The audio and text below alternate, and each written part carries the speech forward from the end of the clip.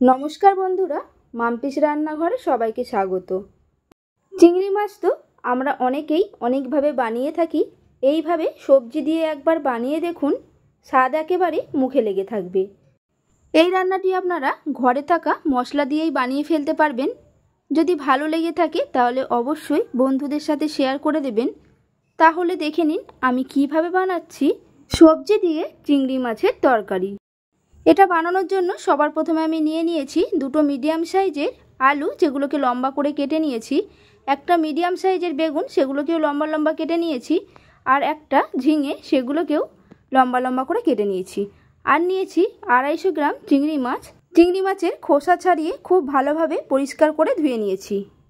আর লাগছে একটা মাঝারি সাইজের পেঁয়াজ কুচি, একটা মাঝারি সাইজের টমেটো কুচি, আর 4টে চেরা কাঁচা লঙ্কা। একটা বাটির মধ্যে দিয়ে দিলাম 2 চামচ কালো সর্ষে, 4 কোয়া রসুন আর 2টো কাঁচা লঙ্কা। এগুলোকে জল দিয়ে পেস্ট করে নিয়েছি। কড়াই গরম করে নিয়ে দিয়ে দিলাম সর্ষের তেল। তেলটা থেকে যখন ধোঁয়া ছাড়তে শুরু করবে তখন এর মধ্যে দিয়ে দিলাম পরিষ্কার করে ধুয়ে রাখা চিংড়ি মাছগুলো আর 1/2 চামচ নুন, 1/2 চামচ হলুদ গুঁড়ো। চিংড়ি মাছগুলোকে 2 মিনিট ভেজে নেব হালকা করে।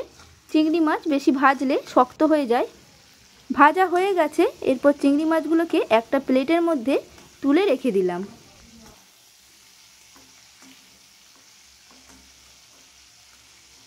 ওই একই তেলের মধ্যেই দিয়ে দিলাম আরও কিছুটা সর্ষের তেল। তেলটাকে আবারও গরম করে নিয়ে দিয়ে দিলাম 1/2 চামচ কালো জিরে।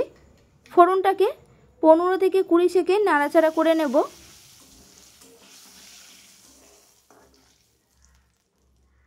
ফোড়নটা নাড়া হয়ে গেছে। দিয়ে দিলাম কেটে রাখা আলু আর 1 চামচ নুন। আলুটাকেও 3 থেকে 4 মিনিট লাল লাল করে ভেজে নেব। দেখুন আলুটার কালার চেঞ্জ হয়ে গেছে, আলুটা ভাজা হয়ে গেছে। এর মধ্যে দিয়ে দিলাম কুচিয়ে রাখা পেঁয়াজ। পেঁয়াজটাকে দিয়ে 2 মিনিট ভেজে নেব। দেখুন পেঁয়াজটাকে আমি বেশি লাল লাল করে ভাজিনি, পেঁয়াজটাকে আমি হালকা করে ভেজে নিচ্ছি। ভাজা হয়ে গেছে। দিয়ে দিলাম টমেটো আর দিলাম ঝিঙে, বেগুন। সবজিগুলোকে এবার একসাথে ভেজে নেব 3 থেকে 4 মিনিটের জন্য।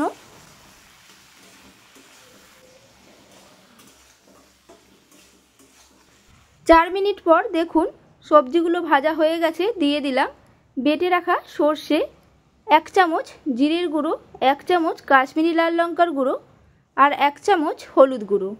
আর দিলাম 2টো চেরা কাঁচা লঙ্কা। মশলাগুলোকে দিয়ে খুব ভালোভাবে কষিয়ে নিতে হবে প্রায় 3 থেকে 4 মিনিট।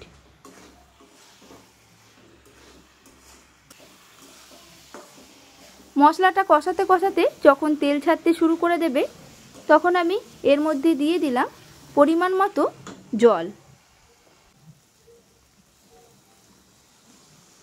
জলটা আপনারা আপনাদের প্রয়োজন মতো দেবেন। খুন্তি দিয়ে আবারও মিশিয়ে নিলাম। এই পর্যায়ে অবশ্যই নুনটা একটুখানি চেক করে নেবেন।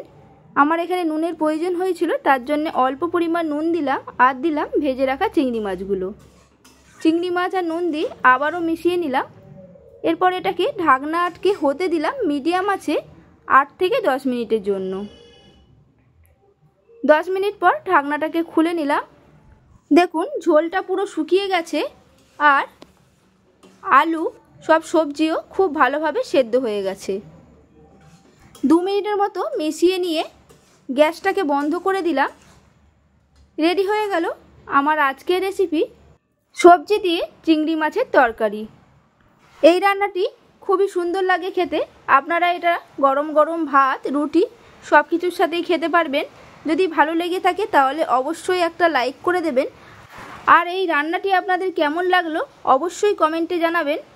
রেসিপিটি ভালো লেগে থাকলে আমার চ্যানেলটিকে সাবস্ক্রাইব করার অনুরোধ রইল, পাশে থাকা বেল আইকন সমেত। তাহলে আমি যখনই কোনো নিত্য নতুন রান্নার ভিডিও আপলোড করব সবার প্রথমে আপনাদের ফোনে নোটিফিকেশান চলে যাবে। সুস্থ থাকবেন, ভালো থাকবেন, ধন্যবাদ।